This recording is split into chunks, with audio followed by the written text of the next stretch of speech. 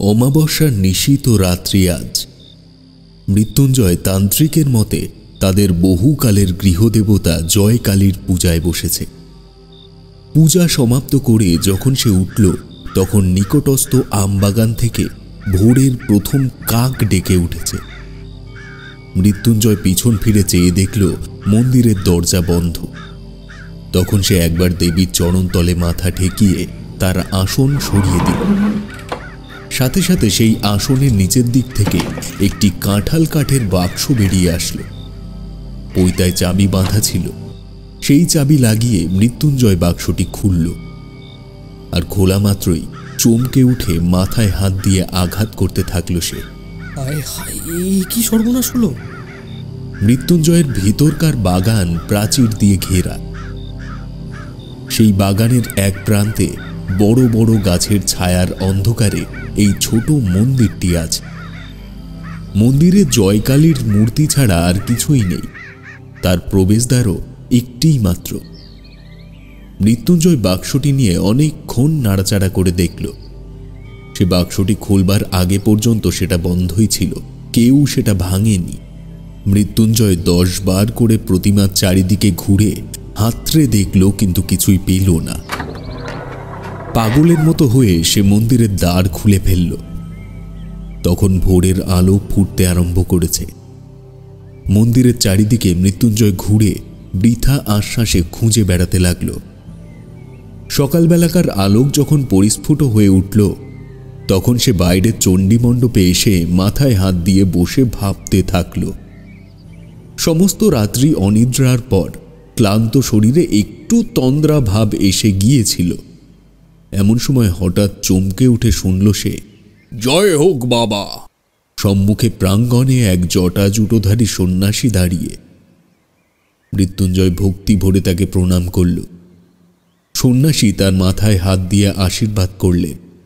তারপর বললেন, বাবা, তুমি মনের মধ্যে বৃথা শোক করছো। শুনে মৃত্যুঞ্জয় আশ্চর্য হয়ে উঠল। বলল, আপনি অন্তর্যামী, না হলে আমার শোক কেমন করে বুঝলেন? আমি তো কাউকে কিছু বলিনি। সন্ন্যাসী বললেন, বৎস, আমি বলছি তোমার যা হারিয়েছে সেজন্য তুমি আনন্দ করো, শোক করো না একদমই। মৃত্যুঞ্জয় সন্ন্যাসীর 2 পা জড়িয়ে ধরে বলল, আপনি তবে সমস্তই জানেন। কেমন করে হারিয়েছে, কোথায় গেলে ফিরে পাবো, তা না বললে আমি আপনার চরণ ছাড়ব না। সন্ন্যাসী বললেন, আমি যদি তোমার অমঙ্গল কামনা করতাম তবে বলতাম, কিন্তু ভগবতী দয়া করে যা হরণ করেছেন সেজন্য শোক করো না। মৃত্যুঞ্জয় সন্ন্যাসীকে প্রসন্ন করবার জন্য সমস্ত দিন নানান সুস্বাদু 5 মিশালি উপাচারে তার সেবা করল। পরদিন ভোরে নিজের গোহাল থেকে লোটা ভরে অস্থিরভাবে দুধ দুইয়ে এসে দেখল সন্ন্যাসী নেই, বেমালুম উধাও। সন্ন্যাসীকে আমাকে ফাঁকি দিয়ে চলে গেলেন। মৃত্যুঞ্জয় যখন শিশু ছিল, যখন তার পিতা হরিহর একদিন এই চণ্ডী মণ্ডপে বসে তামাক খাচ্ছিলেন, তখন এমন করেই একটি সন্ন্যাসী জয় হোক বাবা বলে এই উঠোনে এসে দাঁড়িয়েছিলেন। হরিহর সেই সন্ন্যাসীকে কয়েকদিন বাড়িতে রেখে সাধ্যমতো সেবার দ্বারা তাকে সন্তুষ্ট করল। বিদায়কালে সন্ন্যাসী যখন জিজ্ঞাসা করলেন, বৎস, তুমি কি চাও? হরিহর তখন বলল, বাবা যদি সন্তুষ্ট হয়ে থাকেন তবে আমার অবস্থাটা একবার শুনুন। এককালে গ্রামে আমরা সকলের চেয়ে ধনী ছিলাম। আমার প্রপিতামহ দূর হতে কুলীন এনে তার এক কন্যার বিবাহ দিয়েছিলেন। তার সেই দৌহিত্র বংশ আমাদেরকেই ফাঁকি দিয়ে আজকালই গ্রামের বড় লোক হয়ে উঠেছে। আমাদের এখন অবস্থা ভালো নয়, কাজেই এদের অহংকার সহ্য করেই থাকি, কিন্তু আর সহ্য হয় না বাবা। কি করলে আবার আমাদের বংশ বড় হয়ে উঠবে সেই উপায় বলে দিন দয়া করে, সেই আশীর্বাদ করুন না হয়। সন্ন্যাসী ঈষৎ হেসে বললেন, বাবা, ছোট হয়ে সুখে থাকো তোমরা, বড় হওয়ার চেষ্টায় শ্রেয় তো আমি দেখি না। কিন্তু হরিহর তবুও হাল ছাড়ল না। বংশকে বড় করবার জন্য সে সমস্ত স্বীকার করতে পর্যন্ত রাজি আছে। তখন সন্ন্যাসী আর না পেরে তার ঝুলি হতে কাপড়ে মোড়া একটি তুলট কাগজের লিখন বের করলেন। কাগজখানি দীর্ঘ, কোষ্ঠীপত্রের মতো গুটানো ছিল। সন্ন্যাসী সেটি মেজের উপরে খুলে ধরলেন। হরিহর দেখল তাহাতে নানা প্রকার চক্রে নানা সাংকেতিক চিহ্ন আঁকা রয়েছে, আর সবকিছুর নিচে একটি প্রকাণ্ড ছড়া লেখা আছে। সেটার আরম্ভটা হলো এই রূপ: পায়ে ধরে সাদা, রা নাহি দেয় রাধা, শেষে দিল রা, পাগল ছাড়ো পা, তেঁতুল বটের কোলে দক্ষিণে যাও চলে, ঈশান কোণের ঈশানী, কোহে দিলাম নিশানি। হরিহর ছড়াখানা পড়ে কিছুই না বুঝে নিরুপায় হলে শেষ পর্যন্ত বলল, বাবা, এর মধ্যে কি বলতে চেয়েছে তার কিছুই তো বুঝলাম না। সন্ন্যাসী খানিক হেসে বলল, কাছে রেখে দাও, দেবীর পুজো করো। দেবীর প্রসাদে ও আশীর্বাদে তোমার বংশের কেউ না কেউ এই লিখনের মানে ঠিকই বুঝতে পারবে। তখন সে এমন ঐশ্বর্য পাবে জগতে যার তুলনা হয় না। হরিহর মিনতি করে বলল, বাবা, এর মানে কি কিছুই বুঝিয়ে দেবেন না? সন্ন্যাসী বললেন, না, সাধনা দ্বারা বুঝতে হবে তোমাদের। এমন সময় হরিহরের ছোট ভাই শঙ্কর এসে উপস্থিত হল। তাকে দেখে হরিহর তাড়াতাড়ি লিখনিটা লুকোবার চেষ্টা করল। সন্ন্যাসী হেসে বললেন, বড় হবার পথের দুঃখ এখন থেকে শুরু হলো, কিন্তু গোপন করবার দরকার নেই, কারণ এর রহস্য কেবল একজন মাত্রই ভেদ করতে পারবে। হাজার চেষ্টা করলেও আর কেউ তা পারবে না। তোমাদের মধ্যে সেই লোকটি যে কে তা কেউ জানে না। অতএব এটা সকলের সম্মুখেই নির্ভয় খুলে রাখতে পারো। সন্ন্যাসী চলে গেলেন, কিন্তু হরিহর এই কাগজটি লুকিয়ে না রেখে থাকতে পারল না। পাছে আর কেউ এতে লাভবান হয়ে যায় তার বদলে, পাছে তার ছোট ভাই শঙ্কর এর ফল ভোগ করতে পারে। এই আশঙ্কায় হরিহর এই কাগজটি একটি কাঁঠাল কাঠের বাক্সে বন্ধ করে তাদের গৃহদেবতা জয়কালীর আসন তলে লুকিয়ে রাখল। প্রত্যেক অমাবস্যার নিশীথ রাত্রে দেবীর পূজা সেরে সে একবার করে সেই কাগজটি খুলে দেখত। যদি দেবী প্রসন্ন হয়ে তাকে অর্থ বুঝবার শক্তি প্রদান করে। শঙ্কর কিছুদিন হতে হরিহরকে মিনতি করতে লাগল, দাদা, আমাকে সেই কাগজটা একটিবার ভালো করে দেখতে দাও না। হরিহর বলতো, দূর পাগল, সে কাগজ কি আছে আর? বেটা ভণ্ড সন্ন্যাসী কাগজে কতগুলো হিজিবিজি কেটে আমাকে ফাঁকি দিয়ে চলে গেল। আমি সে তো পুড়িয়ে ফেলেছি। শঙ্কর চুপ করে থাকত। হঠাৎ একদিন শঙ্করকে ঘরে দেখতে পাওয়া গেল না। তারপর হতেই সে নিরুদ্দেশ হয়ে গেল। হরিহরের অন্য সমস্ত কাজকর্ম নষ্ট হল। গুপ্ত ঐশ্বর্যের ধ্যান এক মুহূর্ত সে ছাড়তে পারল না। মৃত্যুকাল উপস্থিত হলে সে তার বড় ছেলে শ্যামাপদকে ওই সন্ন্যাসীর দিয়ে যাওয়া কাগজখানি দিয়ে চিরকালের জন্য পৃথিবী ছেড়ে চলে গেল। এই কাগজ পড়ে শ্যামাপদ চাকরি ছেড়ে দিল। জয়কালীর পূজায় আর একান্ত মনে এই লিখন পাঠের চর্চায় তার জীবনটা যে কোন দিক দিয়ে কেটে গেল তা বুঝতে পারল না। মৃত্যুঞ্জয় শ্যামাপদর বড় ছেলে। পিতার মৃত্যুর পরে সে এই সন্ন্যাসীদ্বয় গুপ্ত লিখনের অধিকারী হয়েছে। তার অবস্থা উত্তরোত্তর যতই হীন হয়ে আসতে থাকল, ততই অধিকতর আগ্রহের সহিত ওই কাগজখানির প্রতি তার সমস্ত চিত্ত নিবিষ্ট হল। এমন সময় গত অমাবস্যা রাত্রে পূজার পর লিখনখানি আর দেখতে পেল না সে। সন্ন্যাসীও কোথায় অন্তর্ধান করল জানতে পারল না।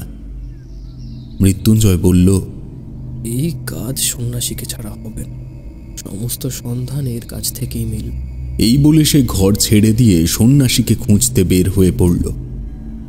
1 বছর ঘুরে ঘুরে পথেই কেটে গেল, কিন্তু সন্ন্যাসী কোথায় তার হদিশ অজানা। এই গ্রামের নাম ধারাকোল। সেখানে মৃত্যুঞ্জয় মুদির দোকানে বসে তামাক খাচ্ছিল আর অন্যমনস্ক হয়ে নানান কথা ভাবছিল। এমন সময় কিছু দূরে মাঠের ধার দিয়ে একজন সন্ন্যাসী চলে গেল।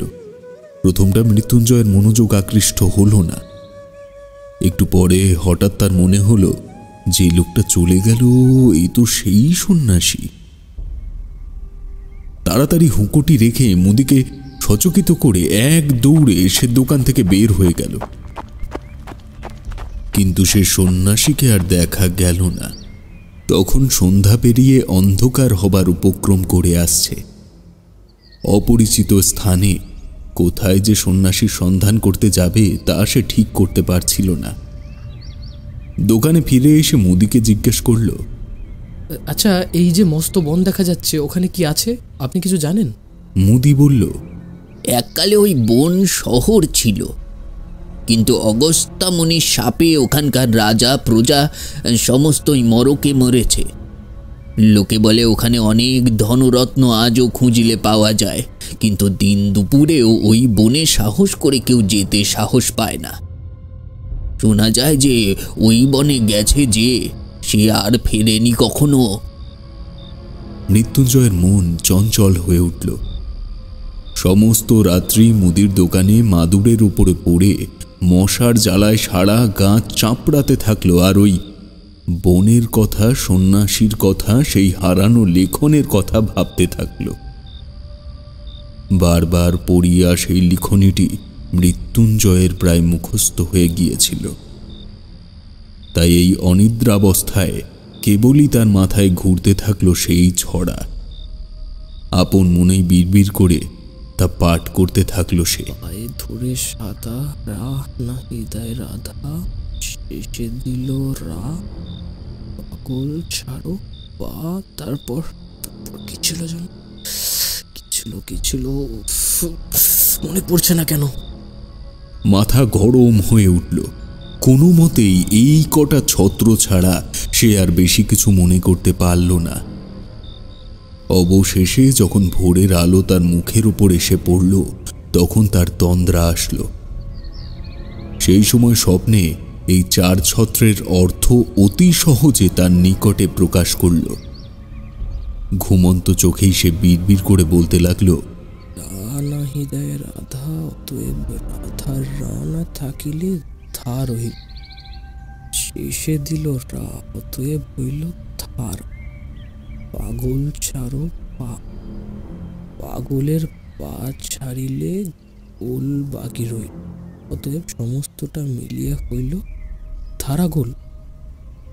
আরে, এই জায়গার নাম তো ধারাগোলই বটে। তবে কি এখানেই কিছু আছে? স্বপ্ন ভেঙে মৃত্যুঞ্জয় লাফিয়ে উঠে বসল।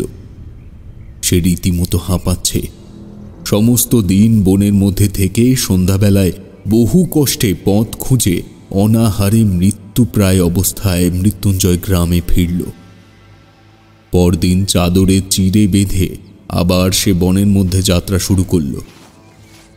অপরাহ্নে একটা দিঘির ধারে এসে সে উপস্থিত হল। দিঘির মাঝখানটা পরিষ্কার জল, আর পাড়ের গায়ে গায়ে চারিদিকে পদ্ম আর কুমুদের বন। পাথরে বাঁধানো ঘাট ভেঙে চুড়ে পড়ে আছে। সেইখানে জলে ছিঁড়ে ভিজিয়ে খেয়ে দিঘির চারিদিকে প্রদক্ষিণ করে দেখতে থাকল। দিঘির পশ্চিম পাড়ির প্রান্তে হঠাৎ মৃত্যুঞ্জয় থমকে দাঁড়াল। দেখল একটা তেঁতুল গাছকে বেষ্টন করে প্রকাণ্ড বট গাছ উঠেছে। তৎক্ষণাৎ তার সেই ছড়ার শেষ কয়েক লাইন মনে পড়ে গেল। তেঁতুল বটের কোলে দক্ষিণে যাও চলে। দক্ষিণে কিছু দূর যেতেই ঘন জঙ্গলের মধ্যে এসে পড়ল সে। সেখানে সেই বেদ ঝাড় ভেদ করে চলা একেবারে অসাধ্য। যা হোক, মৃত্যুঞ্জয় ঠিক করল এই গাছটাকে কোনো মতে হারালে চলবে না। এই গাছের কাছে ফিরে আসবার সময় গাছের অন্তরাল দিয়ে অনতি দূরে একটা মন্দিরের চূড়া দেখা গেল। সেই দিকের প্রতি লক্ষ্য করে মৃত্যুঞ্জয় এক ভাঙা মন্দিরের কাছে এসে উপস্থিত হল। দেখল নিকটে একটা চুল্লি, পোড়া কাঠ আর ছাই পড়ে আছে। অতি সাবধানে মৃত্যুঞ্জয় ভগ্নদ্বার মন্দিরের মধ্যে উঁকি মারল। সেখানে কোনো লোক নেই, প্রতিমা নেই, কেবল একটি কম্বল, কমণ্ডলু আর গেরুয়া উত্তরীয় পড়ে আছে। তখন সন্ধ্যা আসন্ন হয়ে আসছে, গ্রাম বহু দূরে। অন্ধকারে বনের মধ্যে পথ সন্ধান করে যেতে পারবে কিনা, তাই এই মন্দিরে মনুষ্য বসতির লক্ষণ দেখে মৃত্যুঞ্জয় খুশি হল। মন্দির হতে একটি বৃহৎ প্রস্তরখণ্ড ভেঙে দ্বারের কাছে পড়েছিল। সেই পাথরের উপরে বসে নত শিরে ভাবতে ভাবতে মৃত্যুঞ্জয় হঠাৎ পাথরের গায়ে কি যেন লেখা দেখতে পেল। ঝুঁকে পড়ে দেখল একটি চক্র আঁকা, তার মধ্যে কতক স্পষ্ট, কতক লুপ্তপ্রায়ভাবে নিম্নলিখিত সাংকেতিক অক্ষর লেখা আছে। এই চক্রটি মৃত্যুঞ্জয় সুপরিচিত।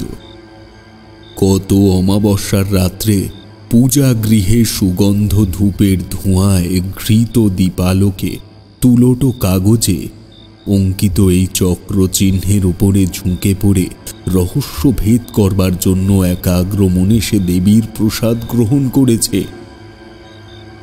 আজ অভীষ্ট সিদ্ধির অত্যন্ত সন্নিকটে এসে তার সমস্ত শরীর যেন কাঁপতে লাগল। পাছে তীরে এসে তরি ডোবে, পাছে সামান্য একটা ভুলে তার সমস্ত কষ্ট নষ্ট হয়ে যায়, পাছে সেই সন্ন্যাসী পূর্বে এসে সমস্ত অর্থ উদ্ধার করে নিয়ে গিয়ে থাকে, এই আশঙ্কায় তার বুকের মধ্যে তোলপাড় করতে লাগল। এখন যে তার কি কর্তব্য তা সে ভেবে পেল না। তার মনে হলো সে হয়তো তার ঐশ্বর্য ভাণ্ডারের ঠিক উপরেই বসে আছে, অথচ কিছুই জানতে পারছে না। বসে বসেই সে কালী নাম জপ করতে থাকল। সন্ধ্যার অন্ধকার নিবিড় হয়ে আসলো।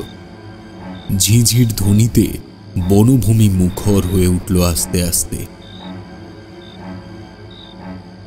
এমন সময় কিছু দূরে ঘন বনের মধ্যে থেকে অগ্নির এক দীপ্তি দেখা গেল। মৃত্যুঞ্জয় তার বসার জায়গা ছেড়ে উঠে পড়ল আর সেই শিখা লক্ষ্য করে চলতে লাগল। বহু কষ্টে কিছু দূর গিয়ে একটা অশ্বত্থ গাছের গুড়ির অন্তরাল হতে স্পষ্ট দেখতে পেল তার সেই পরিচিত সন্ন্যাসী অগ্নির আলোকে সেই তুলটের লিখন মিলিয়ে একটা কাঠি দিয়ে ছায়ের উপরে এক মনে অঙ্ক কষছে। মৃত্যুঞ্জয়ের ঘরের সেই পৈতৃক তুলটের লিখন। আরে ভণ্ড চোর, এই জন্যই সে মৃত্যুঞ্জয়কে শোক করিতে নিষেধ করিয়াছিল বটে। সন্ন্যাসী একবার করে অঙ্ক কষছে আর একটা মাপকাঠি নিয়ে জমি মাপছে। কিছু দূর মেপে হতাশ হয়ে ঘাড় নেড়ে আবার এসে অঙ্ক কষতে আরম্ভ করছে। এমন করেই রাত্রি যখন অবসান প্রায়, যখন নিশান্তের শীত বায়ুতে বনস্পতির অগ্র শাখার পল্লবগুলি মর্মরিত হয়ে উঠল, তখন সন্ন্যাসী সেই লিখনপত্র গুটিয়ে নিয়ে চলে গেল সেখান থেকে। মৃত্যুঞ্জয় কি করবে ভেবে পেল না। তবে সে নিশ্চয় বুঝতে পারল যে সন্ন্যাসীর সাহায্য ব্যতীত এই লিখনের রহস্য ভেদ করা তার সাধ্য হবে না। লুপ্ত সন্ন্যাসী যে মৃত্যুঞ্জয়কে সাহায্য করবে না তাতেও সে নিশ্চিত। অতএব গোপনে সন্ন্যাসীর প্রতি দৃষ্টি রাখা ছাড়া আর অন্য কোনো উপায় নেই। কিন্তু দিনের বেলায় গ্রামে না গেলে তার আহার মিলবে না। অতএব অন্ততকাল সকালে একবার গ্রামে যাওয়া আবশ্যক। ভোরের দিকে অন্ধকার একটু ফিকে হইবা মাত্র সে গাছ থেকে নেমে পড়ল। যেখানে সন্ন্যাসী ছায়ের মধ্যে অঙ্ক কষছিল সেখানে ভালো করে দেখল, কিছুই বুঝল না। চতুর্দিকে ঘুরে দেখল অন্য বনখণ্ডের সঙ্গে কোনো প্রভেদ নেই। বনতলের অন্ধকার ক্রমে যখন ক্ষীণ হয়ে আসছে তখন মৃত্যুঞ্জয় অতি সাবধানে চারিদিকে দেখতে দেখতে গ্রামের উদ্দেশ্যে চলল। তার ভয় ছিল পাছে সন্ন্যাসী তাকে দেখতে পায়। যে দোকানে মৃত্যুঞ্জয় আশ্রয় গ্রহণ করেছিল তার নিকটে একটি কায়স্থ গৃহিণী ব্রত উদ্যাপন করে সেদিন ব্রাহ্মণ ভোজন করাতে ব্যস্ত ছিল। সেখানে আজ মৃত্যুঞ্জয়ের আহার জুটে গেল। কয়দিন আহারের কষ্টের পর আজ তার ভোজনটি গুরুতর হয়ে উঠল। সেই গুরু ভোজনের পর যেমন তামাকটি খেয়ে দোকানের মাদুরটিতে একবার গড়িয়ে নেবার ইচ্ছে করল, অমনি গত রাত্রির অনিদ্রা কাতর মৃত্যুঞ্জয় ঘুমে আচ্ছন্ন হয়ে পড়ল। মৃত্যুঞ্জয় স্থির করেছিল আজ সকাল সকাল আহারাদি করে যথেষ্ট বেলা থাকতে বের হবে। ঠিক তার উল্টোই হল। যখন তার ঘুম ভাঙল তখন সূর্য অস্ত গিয়েছে। তবেও মৃত্যুঞ্জয় দমল না। অন্ধকারেই বনের মধ্যে সে প্রবেশ করল। দেখতে দেখতে রাত্রি ঘনীভূত হয়ে আসছে। গাছের ছায়ার মধ্যে দৃষ্টি আর চলে না। জঙ্গলের মধ্যে পথ অবরুদ্ধ হয়ে যায়। মৃত্যুঞ্জয় যে কোন দিকে কোথায় যাচ্ছে তা কিছুই ঠাউর করতে পারল না। রাত্রি যখন অবসান হলো তখন দেখল সমস্ত রাত্রি সে বনের প্রান্তে একই জায়গায় ঘুরে ঘুরে বেরিয়েছে। কাকের দল কাঁ কাঁ শব্দ করে গ্রামের দিকে উড়ল। এই শব্দ মৃত্যুঞ্জয়ের কানে ব্যঙ্গপূর্ণ ধিক্কারের মতো লাগল। গণনায় বারংবার ভুল, আর সেই ভুল সংশোধন করতে করতে অবশেষে সন্ন্যাসী সুড়ঙ্গের পথ আবিষ্কার করেছেন। সুড়ঙ্গের মধ্যে মশাল নিয়ে তিনি প্রবেশ করলেন। বাঁধানো ভিত্তির গায়ে শ্যাতলা পড়েছে। মাঝে মাঝে এক এক জায়গায় জল চুইয়ে পড়ছে। স্থানে স্থানে কতকগুলো ভেগ গায়ে গায়ে স্তূপাকার হয়ে নিদ্রা দিচ্ছে। এই পিছল পথ দিয়ে কিছু দূর যেতেই সন্ন্যাসী দেখলেন সামনে দেওয়াল উঠেছে, পথ বন্ধ। কিছুই বুঝতে পারলেন না। দেওয়ালে সর্বত্র লৌহ দণ্ড দিয়ে শাবলে আঘাত করে দেখলেন কোথাও ফাঁকা আওয়াজ দিচ্ছে কিনা। কোথাও রন্ধ্র নেই। এই পথটার যে এইখানেই শেষ তা নিঃসন্দেহ। আবার সেই কাগজ খুলে মাথায় হাত দিয়ে বসে ভাবতে লাগলেন সেই রাত্রি এমনি করেই কেটে গেল। পরদিন পুনর্বার গণনা সেরে সুড়ঙ্গে প্রবেশ করলেন। সেদিন গুপ্ত সংকেত অনুসরণপূর্বক একটি বিশেষ স্থান হতে পাথর খসিয়ে এক শাখা পথ আবিষ্কার করলেন। সেই পথে চলতে চলতে আবার এক জায়গায় পথ অবরুদ্ধ হয়ে গেল। অবশেষে পঞ্চম রাত্রে সুড়ঙ্গের মধ্যে প্রবেশ করে সন্ন্যাসী বলে উঠলেন, আজ আমি পথ পেয়েছি। আজ আর আমার কোনো মতেই ভুল হবে না। পথ অত্যন্ত জটিল, তার শাখা প্রশাখার অন্ত নেই। কোথাও এত সংকীর্ণ যে গুড়ি মারিয়ে যেতে হয়। বহু যত্নে মশাল ধরে চলতে চলতে সন্ন্যাসী একটা গোলাকার ঘরের মতো জায়গায় এসে পৌঁছালেন। সেই ঘরের মাঝখানে একটা বৃহৎ ইঁদারা। মশালের আলোয় সন্ন্যাসী তার তল দেখতে পেলেন না। ঘরের ছাদ হইতে একটা মোটা প্রকাণ্ড লৌহ শৃঙ্খল ইঁদারার মধ্যে নেমে গেছে। সন্ন্যাসী প্রাণপণ বলে ঠেলে ওই শৃঙ্খলটাকে অল্প একটুখানি নাড়াইবা মাত্রই ঠং করে একটা শব্দে ইঁদারার গহ্বর হতে উত্থিত হয়ে ঘরময় প্রতিধ্বনিত হতে লাগল। সন্ন্যাসী উচ্চস্বরে বলে উঠলেন, পেয়েছি, আমি পেয়েছি, আমি পেয়েছি। যেমন কথা অমনি সেই ঘরের ভাঙা ভীতি হতে একটা পাথর গড়ে পড়ল, আর সেই সঙ্গে আর একটি কি সচেতন পদার্থ ধপ করে পড়ে চিৎকার করে উঠল। সন্ন্যাসী এই আকস্মাৎ শব্দে চমকিয়ে উঠতেই তার হাত থেকে মশাল পড়ে নিভে গেল। সন্ন্যাসী জিজ্ঞাসা করলেন, তুমি কে?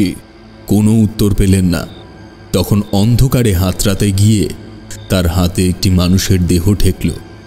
তাকে নাড়া দিয়ে জিজ্ঞেস করলেন, কে তুমি? জবাব দাও। কোনো উত্তর পেলেন না। লোকটা অচেতন হয়ে গেছে। তখন চকমকি ঠুকরিয়ে সন্ন্যাসী অনেক কষ্টে মশাল ধরালেন। ইতিমধ্যে সেই লোকটাও সংজ্ঞাপ্রাপ্ত হল, আর উঠবার চেষ্টা করা মাত্রই বেদনায় আর্তনাদ করে উঠল। সন্ন্যাসী বললে, এ কি মৃত্যুঞ্জয় যে? তোমার এই মতি হলো কেন? মৃত্যুঞ্জয় বলল, বাবা মাফ করো, ভগবান ভগবান আমাকে শাস্তি দিয়েছেন। তোমাকে পাথর ছুঁড়ে মারতে গিয়ে সামলাতে পারি, পিছলে পিছলে পাথর শুদ্ধ পড়ে গেছি, পাটা নিশ্চয়ই ভেঙে গেছে। সন্ন্যাসী বললেন, আমাকে মেরে তোমার কি লাভ হতো? লাভের কথা তুমি জিজ্ঞেস করছো? তুমি কিসের লোভে আমার পুজো ঘর থেকে লিপিখানি চুরি করে এই সুরঙ্গের মধ্যে ঘুরে বেড়াচ্ছ? তুমি চোর, তুমি ভণ্ড। আমার পিতাকে যে সন্ন্যাসী এই লিখনখানি দিয়েছিলেন, তিনি বলেছিলেন আমাদেরই বংশের কেউ এই লিখনের সংকেত বুঝতে পারবে। এই গুপ্ত ঐশ্বর্য আমাদেরই বংশের প্রাপ্য। তাই আমি এ কয়দিন না খেয়ে না ঘুমিয়ে ছায়ার মতন তোমাদের পেছনে ঘুরেছি। আজ যখন তুমি বলে উঠলে পেয়েছি, তখন আর আমি থাকতে পারলাম না। আমি তোমার পেছনে এসে ওই গর্তটার ভেতরে লুকিয়ে বসেছিলাম। ওখান থেকে একটা পাথর নিয়ে তোমাকে মারতে গেলাম, কিন্তু শরীর দুর্বল, জায়গাটা অত্যন্ত পিছল, তাই পড়ে গেছি। এখন তুমি আমাকে মেরে ফেলো সেও ভালো, আমি যক্ষ হয়েই ধন আগলাবো, কিন্তু তুমি এ নিতে পারবে না, কোনো মতেই না। যদি নিতে চেষ্টা করো, আমি ব্রাহ্মণ, আমি তোমাকে অভিশাপ দিয়ে এই কূপের মধ্যে ঝাঁপ দিয়ে পড়ে আত্মহত্যা করব। এ ধন তোমার ব্রহ্ম রক্ত গোরক্ত তুল্য হবে। এ ধন তুমি কোনোদিনও সুখে ভোগ করতে পারবে না। আমাদের পিতা পিতামহ এই ধনের উপরে সমস্ত মন রেখে মরেছেন। এই ধনের ধ্যান করতে করতে আমরা দরিদ্র হয়েছি। এই ধনের সন্ধানে আমি বাড়িতে অনাথা স্ত্রী ও শিশু সন্তান ফেলে আহার নিদ্রা ছেড়ে লক্ষ্মী ছাড়া পাগলের মতন মাঠে ঘাটে ঘুরে বেরিয়েছি। এ ধন তুমি আমার চোখের সম্মুখে কোনো দিনও নিতে পারবে না। সন্ন্যাসী বলল, মৃত্যুঞ্জয়, তবে শোনো, সমস্ত কথা তোমাকে বলি। তুমি জানো তোমার পিতামহের এক কনিষ্ঠ সহোদর ছিল, তার নাম ছিল শঙ্কর। হ্যাঁ, তিনি নিরুদ্দেশ হয়ে বেরিয়ে গিয়েছিলেন। আমি সেই শঙ্কর।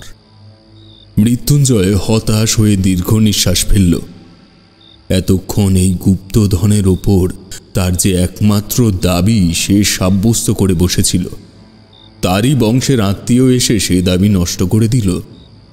শঙ্কর বললেন, দাদা সন্ন্যাসীর নিকট হতে লিখন পাওয়া অবধি আমার কাছে তা বিধি মতে লুকোবার চেষ্টা করেছিলেন, কিন্তু তিনি যতই গোপন করতে লাগলেন আমার সন্দেহ ততই বেড়ে উঠল। তিনি দেবীর আসনের নিচে বাক্সের মধ্যে ওই লেখনখানি লুকিয়ে রেখেছিলেন, আমি তার সন্ধান পেলাম। আর দ্বিতীয় চাবি বানিয়ে প্রতিদিন অল্প অল্প করে সমস্ত কাগজখানা নকল করতে লাগলাম। যেদিন নকল শেষ হলো সেই দিনই আমি এই ধনের সন্ধানে ঘর ছেড়ে বের হলাম। আমারও ঘরে অনাথা স্ত্রী এবং একটি শিশু সন্তান ছিল। আজ তারা কেউ বেঁচে নেই। কত দেশ দেশান্তরে ভ্রমণ করেছি তা বিস্তারিত বর্ণনার প্রয়োজন নেই। কত সন্ন্যাস করেছি, এই লিখন নিশ্চয়ই কোনো সন্ন্যাসী আমাকে বুঝিয়ে দিতে পারবেন এই মনে করে। অনেক ভণ্ড সন্ন্যাসী আমার এই কাগজের সন্ধান পেয়ে তা হরণ করবারও চেষ্টা করেছে। এইভাবে কত বৎসরের পর বৎসর কেটেছে, আমার মনে এক মুহূর্তের জন্য সুখ ছিল না, শান্তি ছিল না। অবশেষে পূর্বজন্মার্জিত পুণ্যের বলে কুমায়ুন পর্বতে বাবা স্বরূপানন্দ স্বামীর সঙ্গ পেলাম। তিনি আমাকে বললেন, বাবা, তৃষ্ণা দূর করো, তাহা হইলেই বিশ্বব্যাপী অক্ষয় সম্পদ অর্পণ তোমার দ্বারা সম্ভব। তিনি আমার মনের দাহ জুড়িয়ে দিলেন। তার প্রসাদে আকাশের আলোক আর ধরণীর শ্যামলতা আমার কাছে রাজ সম্পদ হয়ে উঠল। একদিন পর্বতের শিলাতলে শীতের সায়াহ্নে পরমহংস বাবার ধুনিতে আগুন জ্বলছিল। সেই আগুনে আমার কাগজখানা সমর্পণ করলাম। বাবা ঈষৎ একটু হাসলেন।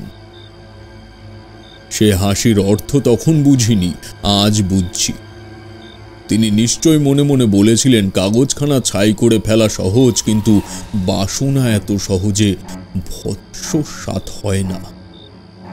কাগজখানার যখন কোনো চিহ্ন থাকলো না, তখন আমার মনের চারিদিক হতে একটা নাগপাশ বন্ধন যেন সম্পূর্ণরূপে খুলে গেল। মুক্তির অপূর্ব আনন্দে আমার চিত্ত পরিপূর্ণ হয়ে উঠল। আমি মনে করলাম এখন হতে আমার আর কোনো ভয় নেই, আমি জগতে কিছুই চাই না। এর অনতিকাল পরে পরমহংস বাবার সঙ্গ হতে চ্যুত হলাম। তাকে অনেক খুঁজলাম, কোথাও তার দেখা পেলাম না। আমি তখন সন্ন্যাসী হয়ে নিরাসক্ত চিত্তে ঘুরে বেড়াতে লাগলাম। অনেক বছর কেটে গেল, সেই লিখনের কথা প্রায় ভুলেই গেলাম। এমন সময় একদিন এই ধারাগোলের বনের মধ্যে প্রবেশ করে একটি ভাঙা মন্দিরের মধ্যে আশ্রয় নিলাম। দু একদিন থাকতে থাকতে দেখলাম মন্দিরের ভিতে স্থানে স্থানে নানা প্রকার চিহ্ন আঁকা আছে। এই চিহ্নগুলির সাথে আমি পূর্ব পরিচিত। এককালে বহুদিন যার সন্ধানে ফিরেছিলাম তার যে নাগাল পাওয়া যাচ্ছে তাতে আমার সন্দেহ থাকল না। আমি বললাম, এখানে আর থাকা যাবে না, এই বন ছেড়ে চললাম। কিন্তু ছেড়ে যাওয়া ঘটল না। মনে হলো দেখাই যাক না কি আছে। কৌতূহল একেবারে নিবৃত্ত করে যাওয়াই ভালো। চিহ্নগুলি নিয়ে অনেক আলোচনা করলাম, কোনো ফল হলো না। বারবার মনে হতে লাগলো কেন সে কাগজখানা পুড়িয়ে ফেললাম। সেইখানা রাখলেই বা ক্ষতি কি ছিল। তখন আবার আমার সেই জন্মগ্রামে গেলাম। আমাদের পৈতৃক ভিটার নিতান্ত দুরাবস্থা দেখে মনে করলাম আমি সন্ন্যাসী, আমার ধনরত্নে কোনো প্রয়োজন নেই, কিন্তু এই গরিবরা তো গৃহী। সেই গুপ্ত সম্পদ এদের জন্য উদ্ধার করে দিলে তাতে দোষ নেই। সেই লিখন কোথায় আছে জানতাম, তা সংগ্রহ করা আমার পক্ষে কিছুমাত্র কঠিন হলো না।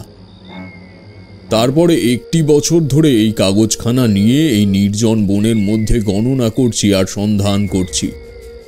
মনে আর কোনো চিন্তা ছিল না। যত বারংবার বাধা পেতে লাগলাম ততই উত্তরোত্তর আগ্রহ আরো বেড়ে চলল। উন্মত্তের মতো অহোরাত্র এই এক অধ্যাবসায় নিবিষ্ট থাকলাম। ইতিমধ্যে কখন তুমি আমাকে অনুসরণ করছো তা জানতে পারিনি। আমি সহজ অবস্থায় থাকলে তুমি কখনোই নিজেকে আমার কাছে গোপন রাখতে পারতে না, কিন্তু আমি তন্ময় হয়েছিলাম। বাইরের ঘটনা আমার দৃষ্টি আকর্ষণ করত না। তারপরে যা খুঁজছিলাম আজ এইমাত্র তা আবিষ্কার করেছি। এখানে যা আছে পৃথিবীতে কোনো রাজা মহারাজার ভাণ্ডারেও তা নেই। আর একটি মাত্র সংকেত ভেদ করলেই সেই ধন পাওয়া যাবে। এই সংকেতটি সর্বাপেক্ষা দুরূহ, কিন্তু এই সংকেতও আমি মনে মনে ভেদ করেছি। সেই জন্যই পেয়েছি বলে মনের উল্লাসে চিৎকার করে উঠলাম। যদি ইচ্ছা করি তবে আর এক দণ্ডের মধ্যে সেই স্বর্ণমাণিক্যের ভাণ্ডারের মাঝখানে গিয়ে দাঁড়াতে পারি। মৃত্যুঞ্জয় শঙ্করের পা জড়িয়ে বলল, তুমি সন্ন্যাসী, তোমার তো ধনের কোনো প্রয়োজন নেই। আমাকে সেই ভাণ্ডারের মধ্যে নিয়ে যাও, আমাকে বঞ্চিত করো না। শঙ্কর বললেন, আজ আমার শেষ বন্ধন মুক্ত হয়েছে। তুমি ওই যে পাথর ফেলে আমাকে মারবার জন্য উদ্যত হয়েছিলে, তার আঘাত আমার শরীরে লাগেনি, কিন্তু তা আমার মহাবরণকে ভেদ করেছে। তৃষ্ণার করাল মূর্তি আজ আমি দেখলাম। আমার গুরু পরমহংসদেবের নিগুড় ও প্রশান্ত হাস্য এতদিন পরে আমার অন্তরালে কল্যাণ দ্বীপে অনির্বাণ আলোক শিখা জ্বালিয়ে তুলেছে। মৃত্যুঞ্জয় শঙ্করের পা ধরিয়া পুনরায় কাতর স্বরে বলল, তুমি মুক্ত পুরুষ, আমি মুক্ত নহি। আমি মুক্তি চাই না। আমাকে এই ঐশ্বর্য থেকে বঞ্চিত করতে পারবেন। বৎস, তবে তুমি তোমার এই লিখনটি নাও। যদি ধন খুঁজে নিতে পারো তবে নিও। এই বলে তার যষ্টি ও লেখনপত্র মৃত্যুঞ্জয়ের কাছে রেখে সন্ন্যাসী চলে গেলেন। মৃত্যুঞ্জয় বলল, আমাকে দয়া করো, আমাকে ফেলে যেও না, আমাকে দেখিয়ে দাও। কোনো উত্তর পেল না। তখন মৃত্যুঞ্জয় যষ্টির ওপর ভর করে হাতড়ে সুড়ঙ্গ হতে বের হওয়ার চেষ্টা করল, কিন্তু পথ অত্যন্ত জটিল, গোলক ধাঁধার মতো। বারবার বাধা পেতে লাগল। অবশেষে ঘুরে ঘুরে ক্লান্ত হয়ে এক জায়গায় শুয়ে পড়ল সে, এবং নিদ্রা আসতে বিলম্ব হল না। ঘুম থেকে যখন জাগল তখন রাত্রি কি দিন কি কত বেলা তা জানবার কোনো উপায় নেই। অত্যন্ত ক্ষুধার্ত বোধ হলে মৃত্যুঞ্জয় চাদরের প্রান্ত হতে চিড়ে খুলে খেল।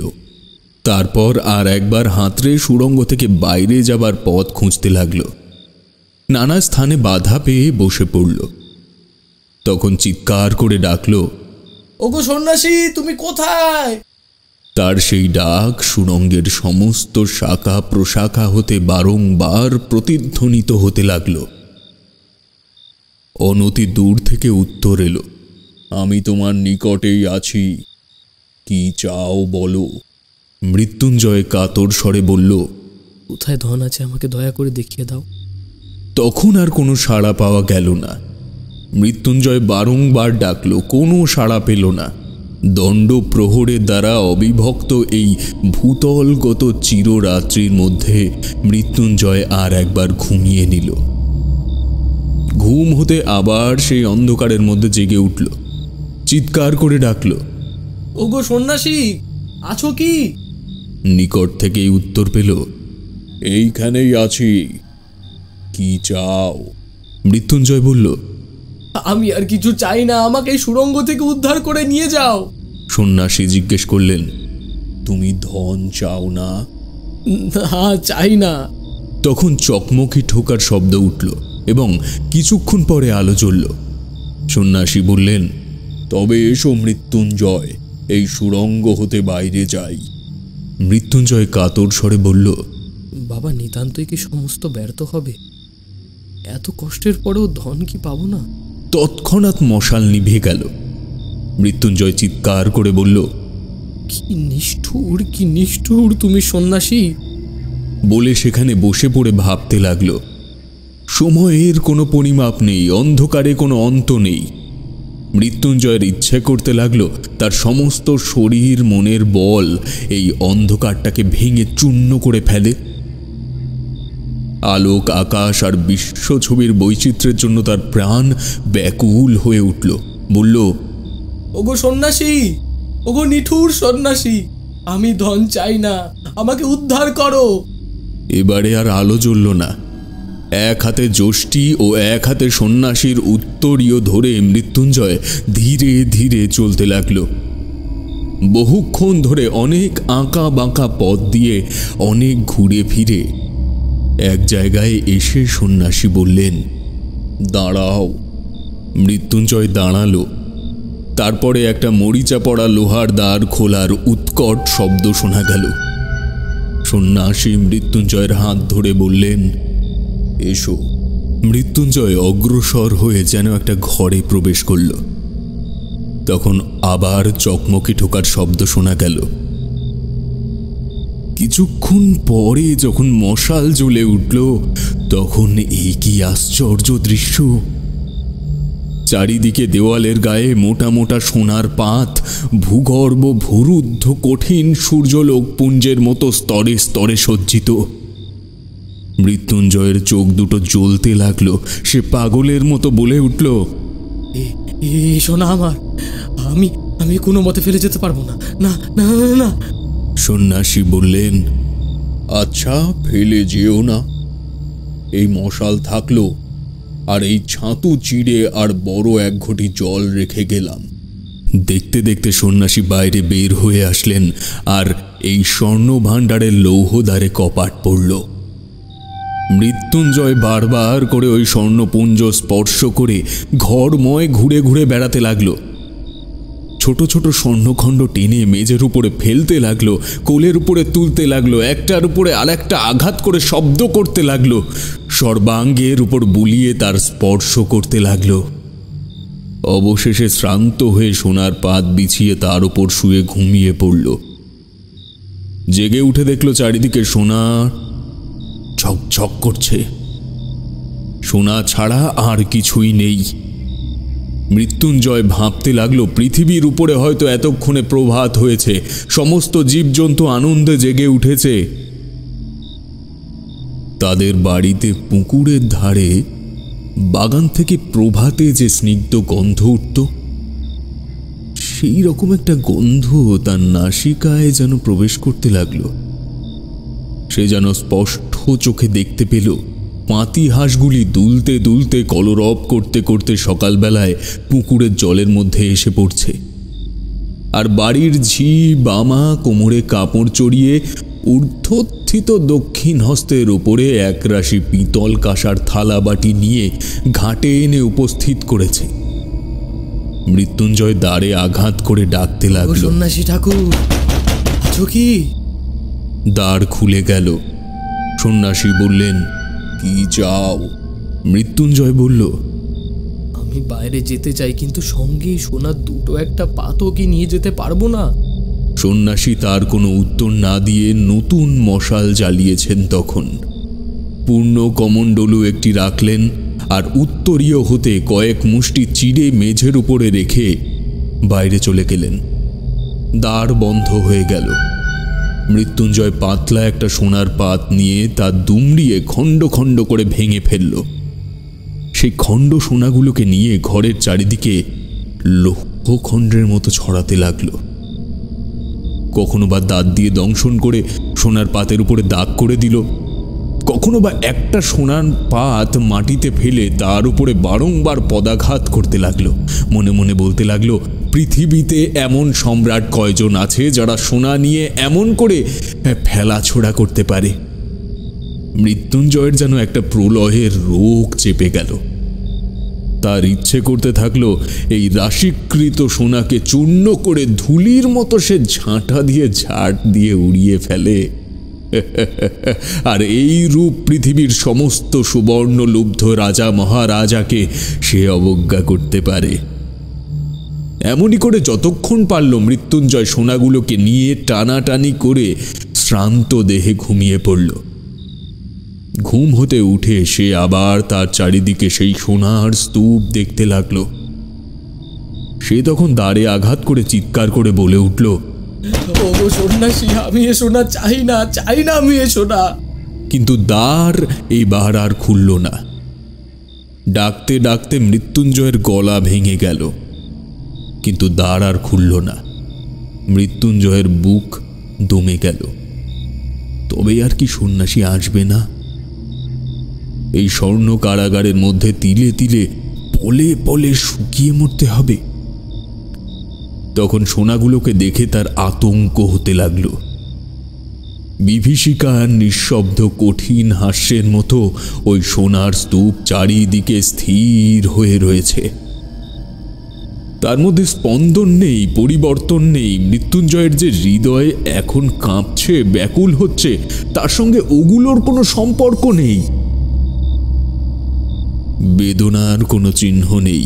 সেই সোনার পিণ্ডগুলো আলোক চায় না, আকাশ চায় না, বাতাস চায় না, প্রাণ চায় না, মুক্তিও চায় না।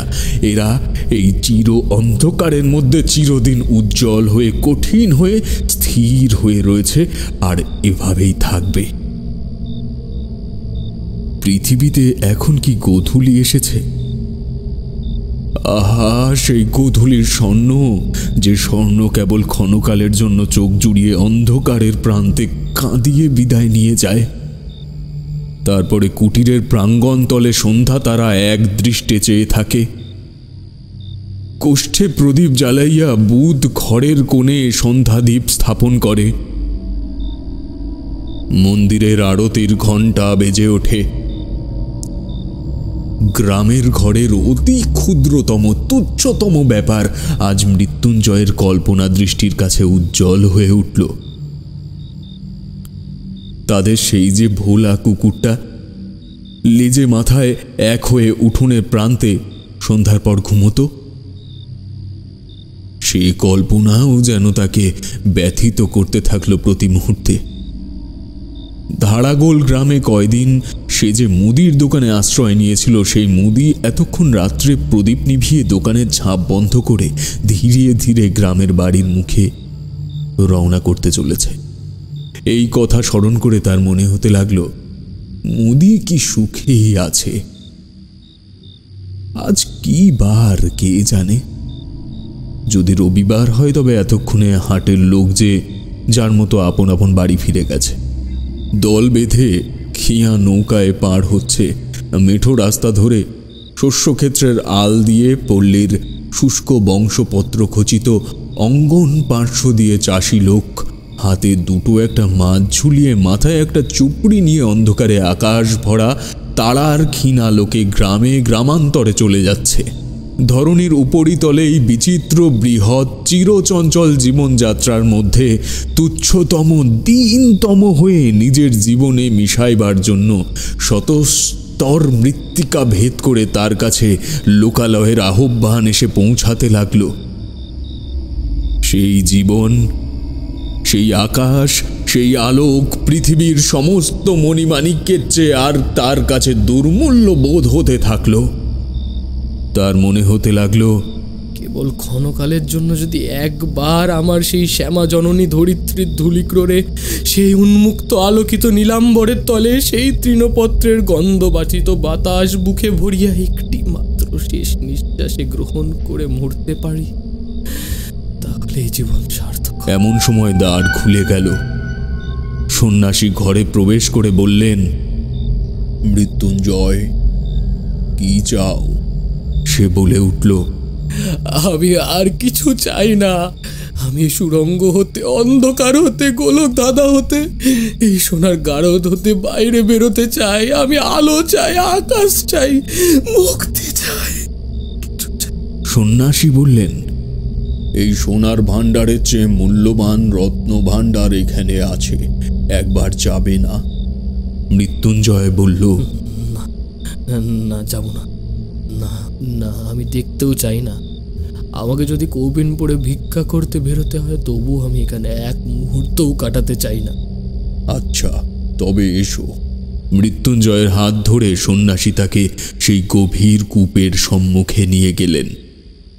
তার হাতে সেই লিখনপত্র দিয়ে বললেন, এখানে নিয়ে তুমি কি করবে? মৃত্যুঞ্জয় সে পত্রখানি টুকরো টুকরো করে ছিঁড়ে কূপের মধ্যে নিক্ষেপ করল। রাজদেবী প্রোডাকশনে শুনছিলেন কবিগুরু রবীন্দ্রনাথ ঠাকুরের কালজয়ী সৃষ্টি গুপ্তধন গল্পের অবলম্বনে ধারা গোলের গুপ্তধন।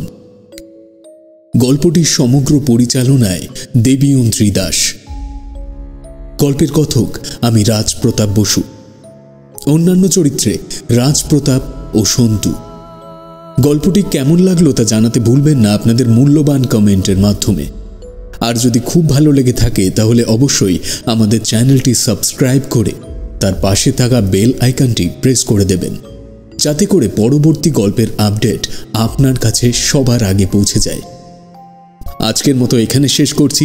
ফিরব আবার পরবর্তী রোমাঞ্চকর গল্প নিয়ে।